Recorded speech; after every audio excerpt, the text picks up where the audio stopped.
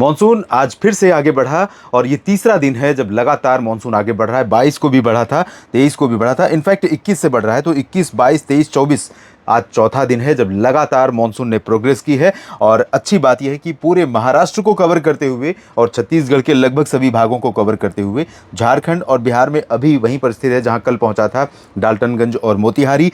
लेकिन मध्य प्रदेश में प्रवेश किया है और गुजरात में प्रवेश किया है। ये एक बहुत अच्छी खबर है और बहुत बड़ा अपडेट है देश के लिए, देश के तमाम अन्य राज्यों के लिए, जहां पर मॉनसून के आने को लेकर के लोगों के मन में हजारों प्रश्न हैं। हर जिले से, हर क्षेत्र से लोग सवाल पूछ रहे हैं कि मॉनसून मेरे इलाके में कब पहुंचेगा और कब बरसात शुरू होगी। देर हो रही है, कम बरसात हो रही है, ये दोनों ही स्थितियां लोगों के मन में और विशेष तौर पर किसान साथियों के मन में बहुत ज्यादा डर पैदा कर रही हैं। इस वीडियो में हम समझने का प्रयास करेंगे आगे क्या संभावनाएं हैं, बरसात कैसी संभावित है आने वाले दिनों में, और क्या पिछले 24 घंटों या पिछले 24 दिनों का परफॉर्मेंस रहा है मॉनसून का अभी तक का भारत में, उसके बारे में जानेंगे। ये वीडियो आप देख रहे हैं मौसम तक यूट्यूब चैनल और मौसम तक फेसबुक पेज पर। चैनल को सब्सक्राइब करें और फेसबुक पेज को फॉलो करें अगर आपको ये वीडियो उपयोगी लगता है, और लाइक और शेयर करें, कमेंट में भी अपनी बात लिखें। मैं हूं देवेंद्र त्रिपाठी। दोस्तों, 24 जून को भी आगे बढ़ते हुए मॉनसून ने महाराष्ट्र को पूरी तरह से पार कर लिया है। हाँ, इंतजार करना पड़ा लोगों को, नासिक, नंदुरबार और यवतमाल समेत ऊपरी रीजन को, और मुंबई को भी, तमाम जगहों को पार करते हुए पार आगे निकल चुका है। मध्य प्रदेश में पहुंच गया है, छत्तीसगढ़ में आगे बढ़ा है।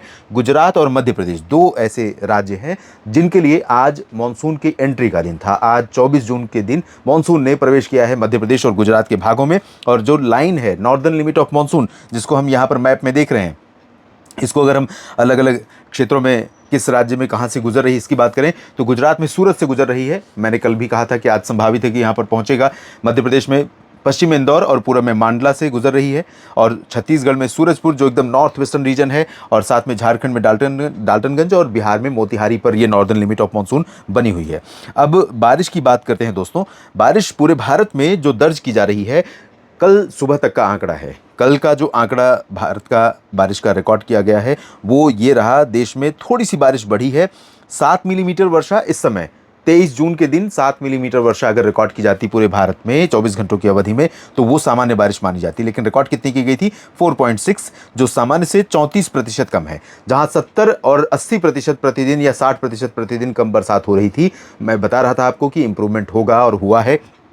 आज का जो डेटा कल आप देखेंगे उसमें और ज़्यादा इंप्रूवमेंट दिखाई देगा, क्योंकि मुंबई समेत पश्चिमी घाट पर बहुत बारिश हुई है बीते 24 घंटों में। तो आंकड़ों में परिवर्तन आएगा। हालांकि पैन इंडिया जो बारिश का डेटा है वो 42% पर ही टिका हुआ है। इसमें अंतर तब आएगा जब ये 24 घंटों में 7 मिलीमीटर जो बरसात होती है उससे ज़्यादा होनी शुरू हो जाए, जो बाकी बचे हुए जून के दिन है, तब जा करके ये 42, 41 होगा, 40 होगा। अदरवाइज ये और बढ़ता जाएगा। और अलग अलग क्षेत्रों में भी कमी बनी हुई है। अगर हम रीजन वाइज देखें 24 घंटों के लिए तो पूर्वी और पूर्वोत्तर भारत में 46% कम बारिश 24 घंटों में हुई है, और 81% कम बरसात नॉर्थ और नॉर्थ वेस्ट इंडिया यानी उत्तर उत्तर पश्चिम भारत में हुई है।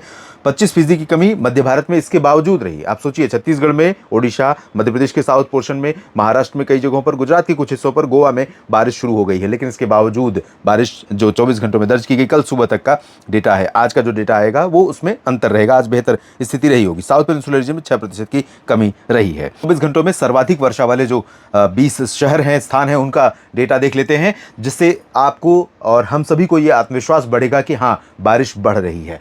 3 डिजिट में आप देखिए तो लगभग 7 स्थान है, 8 स्थान चेरापूंजी तक, जहां पर 3 डिजिट में, 3 अंक में, यानी 100 मिलीमीटर से ज्यादा बरसात हुई है। मुंबई के कोलाबा मौसम केंद्र पर 276 मिलीमीटर की मूसलाधार वर्षा दर्ज की गई है।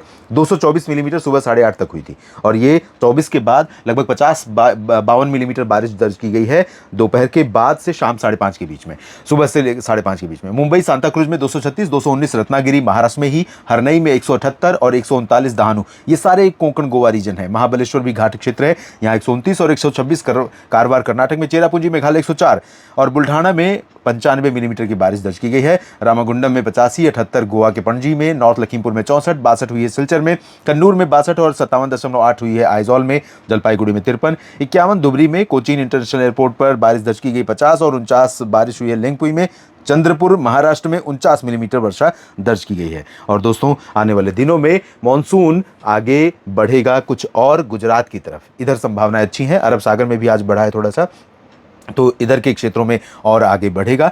साथ में मध्य प्रदेश पर भी थोड़ा सा ऊपर जाने की संभावना है, छत्तीसगढ़ को पार करने और बिहार झारखंड को पार करने की संभावना, उत्तर प्रदेश में प्रवेश करने की संभावना अगले 2 दिनों के भीतर दिखाई पड़ रही है। और 2 दिनों के बाद चांसेस ये हैं कि 26-27 से इधर बारिश की गतिविधियां बढ़नी शुरू होंगी और जून के अंत से जुलाई के शुरुआती दिनों में लखनऊ और वाराणसी से लेकर गोरखपुर देवरिया से लेकर आगे दिल्ली एनसीआर और चंडीगढ़ तथा हिसार सिरसा करनाल और पंजाब में पंजाब में अमृतसर जालंधर पठानकोट, इधर राजस्थान के भागों में सभी जगहों पर धीरे धीरे बरसात बढ़ने लगेगी। उम्मीद कीजिए कि ये जो सकारात्मकता दिखाई पड़ रही है, ये जो आशा बनी है, ये जारी रहे अब मानसून के बाकी 3 महीनों में। जून भले खराब हुआ लेकिन जुलाई अगस्त सितंबर बेहतर हो जाए। इस अपडेट में अभी इतना ही। धन्यवाद।